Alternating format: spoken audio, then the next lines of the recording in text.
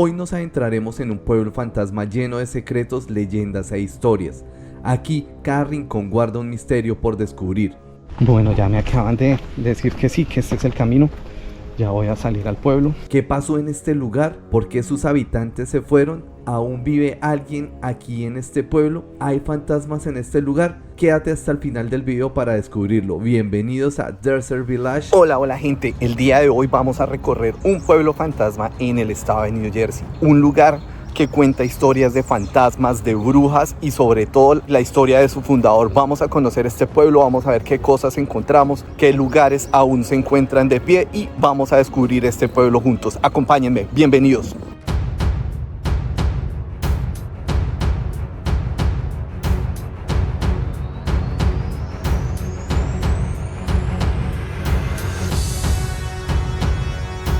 La historia de este pueblo inicia en 1736, cuando Peter Wilcox decide en esta zona de New Jersey formar un aserradero, un lugar para talar árboles de la zona para distribuir madera a todo el estado de New Jersey y Pensilvania.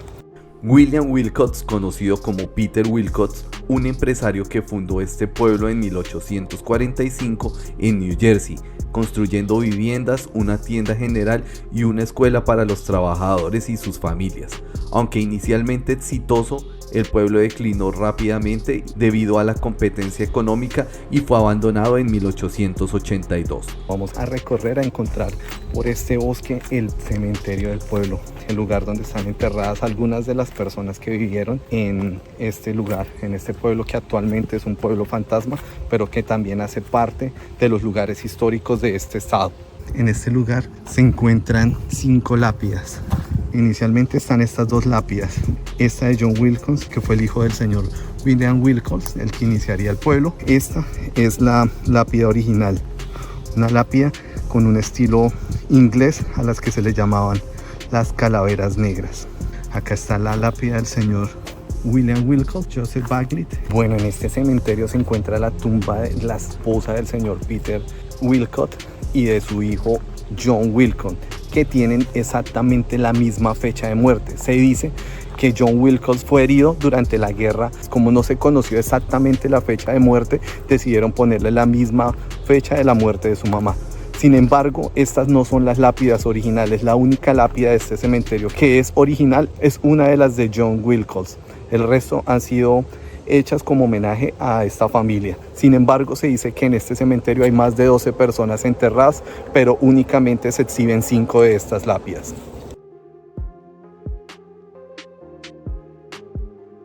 Ya conocimos un poco de la historia del cementerio. Vamos a continuar directamente hacia el pueblo por este bosque.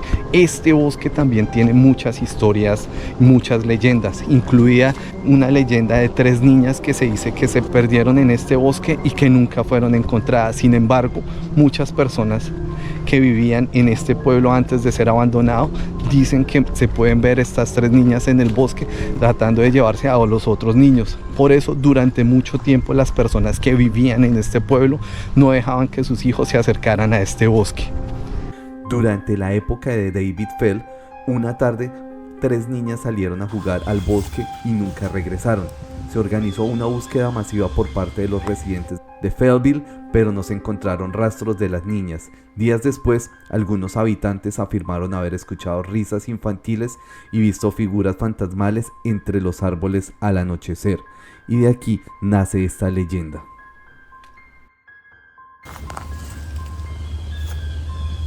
Este bosque sí está totalmente solo y sí se siente una vibra un poco oscura. También se cuenta que en este lugar han hecho muchos ritos satánicos y que había un lugar donde se reunían las brujas a hacer sus aquelarres, a hacer todo tipo de ritos satánicos, magia negra y muchas cosas más. Muchas personas que vivieron en este pueblo le tenían respeto a este bosque. Vamos a bajar por este lado. Yo escucho personas por allá hablando. Supongo que por ahí debe ser. Si no, pues tendré que devolverme y buscar la ruta o devolverme hasta el cementerio para encontrar la ruta. Entonces si me toca devolverme, me toca nuevamente subir esta montañita y caminar unos 5 minutos más o menos hasta donde estaba el cementerio. Sin embargo, pues voy a seguir caminando por este lugar. Me gusta mucho la zona el lugar. Se siente una vibra chévere, una conexión con la naturaleza, a pesar de sus historias macabras. Algo curioso es que mientras voy caminando, las voces que escucho al fondo, mientras les estaba contando la historia de las niñas, las voces que escucho a lo lejos son voces de niños. Entonces es algo que también es curioso. Bueno, a pesar de que estuve perdido un momento, he disfrutado la caminata por este bosque. Ha sido muy bonito. Creo que hace mucho tiempo no caminaba, no hacía un poco de senderismo, de caminar un poco por lugares desconectados de la ciudad, desconectados de la realidad, desconectados del estrés que normalmente maneja uno en la semana. En 1845 el señor David Feld compró 760 acres de esta zona, construyendo lo que sería el pueblo de Fayetteville en honor a su apellido.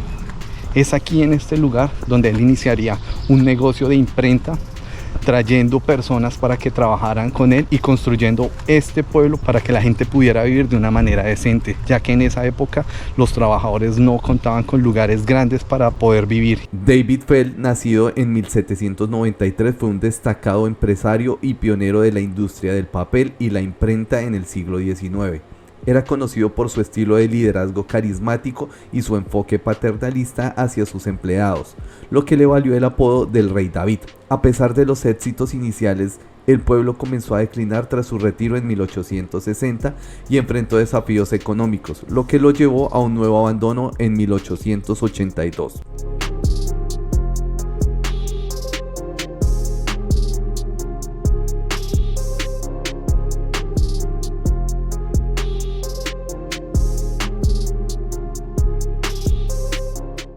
Obviamente esta casa ya está totalmente destruido el piso.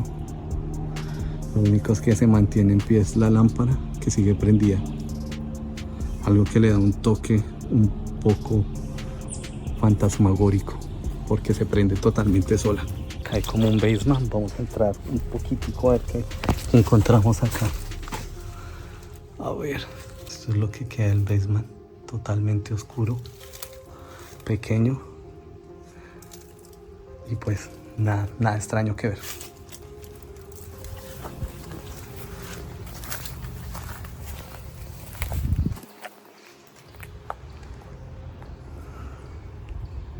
Desde 1845 hasta 1860 el señor Phelps mantuvo este lugar, esta villa, como uno de los lugares más productivos. Tenía un mercado donde se vendía carne, pescado, frutas y muchas más cosas que se cultivaban y se cazaban dentro de estas mismas tierras. Fue muy productivo hasta ese año, donde el señor Phelps decide devolverse a la ciudad de Nueva York por motivos desconocidos. Para 1850 en este lugar vivían más o menos 150 personas.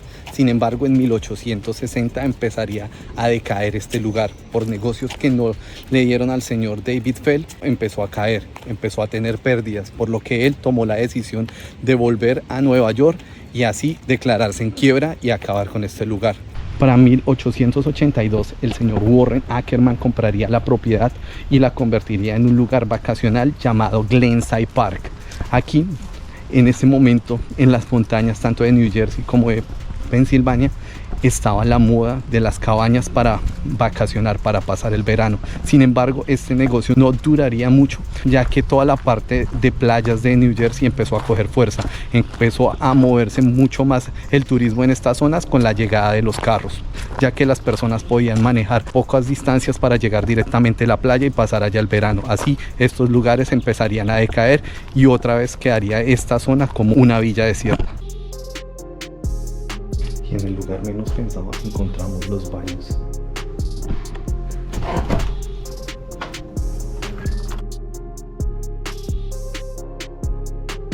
De lo que queda de este pueblo, esta es la única parte que está aún totalmente conservada. El sistema de parques estatales mantiene todavía al día. Le ha invertido una suma de dinero para que el edificio se mantenga en pie y pues no se deteriore como los demás.